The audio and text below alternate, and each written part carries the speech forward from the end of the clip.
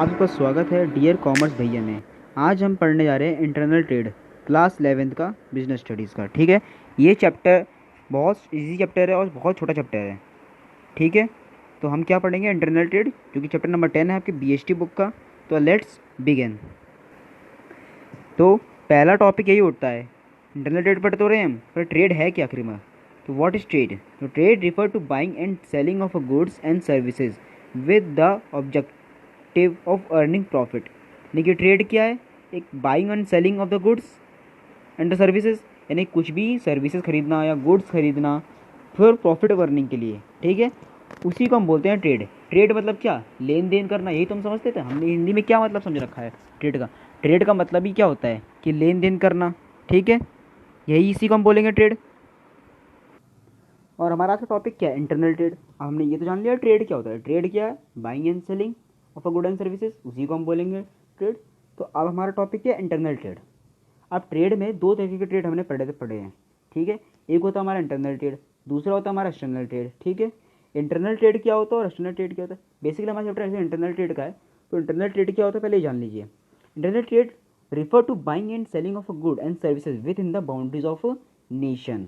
यानी कि जो हम अपनी कंट्री के अंदर, यानी कि जोग्राफिकल बाउंड्रीज के अंदर करते हैं। जोग्राफिकल बाउंड्रीज मतलब जो हमारी जो कंट्री है उस अंदर अंदर नेशन के अपने जो काम कर रहे हैं उसी को बोलेंगे जोग्राफिकल बाउंड्रीज। ठीक है, जिसे बाउंड्रीज ऑफ नेशन भी लोग बोलते हैं, जोग्राफिकल बाउंड्रीज भी आती हैं कई बार। ठीक है, कई बार ये भी लिखा मिल जाता है कि विद इन अ कंट्री, तो उसी को हम बोलते हैं। ठीक है, जो काम हम buying and selling with in a country कर रहे हैं, यानी कि जोग्राफिकल बाउंड्रीज के अंदर कर रहे हैं, ठीक है, उसी ट्रेड को हम बोलेंगे इंटरनल ट्रेड। उसी तरह से एक्सटर्नल ट्रेड भी आपका होता था। एक्सटर्नल ट्रेड क्या होता था आपका? जो काम आप बाहर ट्रेड करते थे, जैसे फॉरेन आप ट्रेड करते हो। ठीक है, जैसे कुछ इंडिया अगर वो खरीद रही है अमेरिका से कुछ, या रशिया से कुछ खरीद रही है, या चाइना से कुछ सामान खरीद रही है, किसी अदर कंट्री से कुछ खरीद रही है, तो बोलेंगे हम क्या कि इंटरनेशनल ट्रेड है। इंटरनेशनल ट्रेड क्या होता है? एक तरह का एक्सटर्नल ट्रेड है कि आप बाहर बाहर ट्रेड कर रहे हो। वही आप कुछ अंदर सामान, जैसे अपने शॉपकीपर से कुछ सामान खरीदा, ये कहाँ हो रहा है आपका? आप अपने देश में तो सामान खरीद रहे हो ना, तो वो क्या है? इंटरनल ट्रेड है। तो इंटरनल ट्रेड कितने तरीके के होते हैं अब वो हम आगे पढ़ेंगे। बेसिकली हमारे दो तरह के इंटरनल ट्रेड होते हैं। ठीक है, एक होलसेल ट्रेड, एक होता है रिटेलर ट्रेड।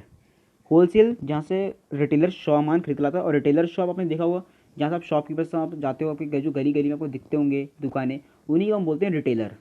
ठीक है, वो होते हैं रिटेलर। और रिटेलर जो वहाँ से जहाँ सामान लाते हैं जिस जगह से, उसे बोलते हैं होलसेलर। ठीक है, अब ये होलसेलर ट्रेड क्या होता है, रिटेल ट्रेड क्या होता है, हम इसके बारे में थोड़ा जान लेते हैं। ठीक है, जो रिटेल ट्रेड होता है वो एक स्मॉल काम में वर्क में करता है। ये भी सेल करता है गुड एंड सर्विसेज का, पर ये डायरेक्टली कंज्यूमर तक पहुंचाता है। पर जो होल सेलर होता है, क्या वो डायरेक्टली पहुंचाता है? नहीं। जो होल सेलर होता है वो इनडायरेक्टली सर्विसेज देता है। किसको? कंज्यूमर को। ठीक है, अगर वो सर्विसेज नहीं देगा अपने रिटेलर को, तो क्या सर्विसेज दे पाएगा रिटेलर अपनी? नहीं दे पाएगा रिटेलर अपनी सर्विसेज। तो उस क्या दोनों ही एक दूसरे से इंटरलिंक्ड है।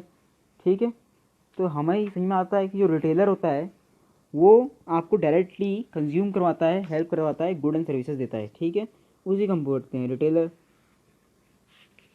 जो रिटेलर होता है आपने देखा होगा वो एक फाइनल स्टेज होता है कोई भी सामान को लास्ट तक पहुंचाने में। ठीक है, बेसिकली हमें इतना ही पढ़ना है। अब होल सेलर रिटेलर को कौन कौन सी सर्विसेज देता है, और मैन्युफैक्चरर को कौन कौन सी सर्विस देता है? मैन्युफैक्चरर कौन होता है? जहाँ पे सामान बना होता है। मैन्युफैक्चरर होल सेलर को सामान देता है, होल सेलर रिटेलर को देता है, और फिर देन रिटेलर कंज्यूमर तक पहुँचाता है। यही हमारा स्टेज होता है, ये आप याद रखिएगा। मैन्युफैक्चरर रिटेलर को सामान देता है, सॉरी होलसेलर को देता है, और होलसेलर रिटेलर को देता है, और जो रिटेलर होता है वो किसको देता है? कंज्यूमर को देता है।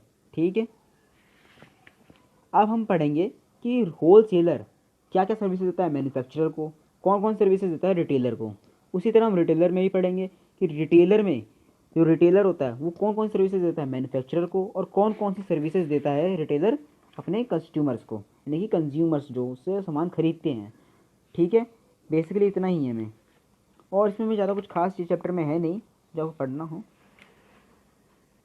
तो होलसेलर ट्रेड क्या, मैं बता चुका हूँ। Wholesaler trade refer to buying and selling of a good and services in large quantity of a purpose of resale और इंटरमीडिएट यूज़। मैं बता चुका हूँ होलसेलर क्या होता है। वो बाइंग एंड सेलिंग वो भी करता है, पर वो लार्ज क्वांटिटी में करता है। किस लिए करता है? रीसेल करने के लिए। और रीसेल किसको करता है? रिटेलर को करता है। ठीक है, और वो एक इंटरमीडिएट यूज़ है। इंटरमीडिएट क्यों है? कि वो फाइनल तक नहीं पहुँचा। फाइनल कौन होगा? जब कस्टमर तक पहुँच जाएगा। उसके बाद क्या वो रीसेल हुआ। जब कोई प्रोडक्ट लास्ट यूज़, उसका लास्ट यूज़ क्या था, फाइनल यूज़ किया उसका, कि डायरेक्ट उसे कंज्यूम किया जाए, ठीक है, उसी को हम बोलेंगे। जब तक वो उसको बार बार आप बेचते जा रहे हो तो वो भी इंटरमीडिएट में है, ठीक है। फॉर एग्जांपल जैसे कि आपने होल सेलर को सामान खरीदा, वो रिटेलर को बेचेगा, तो कॉमन सी बात है। अभी वो रीसेल कर आई, क्या उसने अपने यूज़ के लिए इस्तेमाल किया, नहीं किया ना, तो वो क्या इंटरमीडिएट है। वो उसे फर्दर प्रोडक्शन कर रहा है। फर्दर प्रोडक्शन कैसे कर रहा है, वो उसे रीसेल कर रहा है और अपना पैसा अर्न कर रहा है, प्रॉफिट अर्न कर रहा है। पर जो रिटेलर है वो डायरेक्ट कंज्यूमर को दे रहा है, तो क्या कर रहा है, फाइनल कर दे रहा है डायरेक्ट।